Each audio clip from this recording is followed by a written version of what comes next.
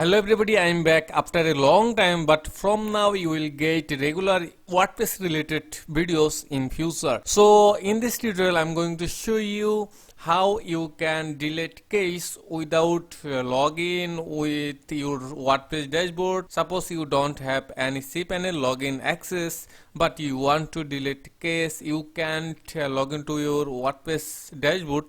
Now how you can delete your case from the WordPress website. One of my clients saying he don't have any cPanel access, he just have FTP server access, so he want to delete some cases from the website. So I'm going to show you right now how you can do this. So first of all, to log in the FTP server, you have to open FileZilla, and then after opening there need to put some credentials, something like host. So this is our host, I'm copying, paste it here, and then port is 21.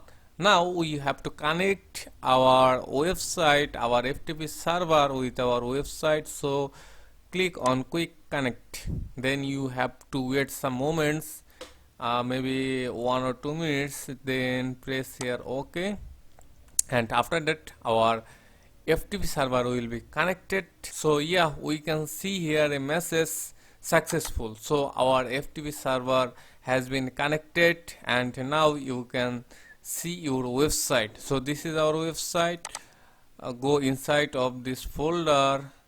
If you double click here you will see WP content. So click on here, double click and go inside of this folder, and then you can see here a folder case.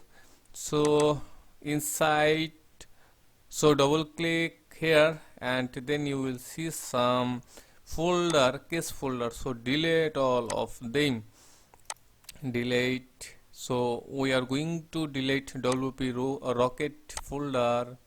So following this way you can easily delete case folders or case from your website very easily.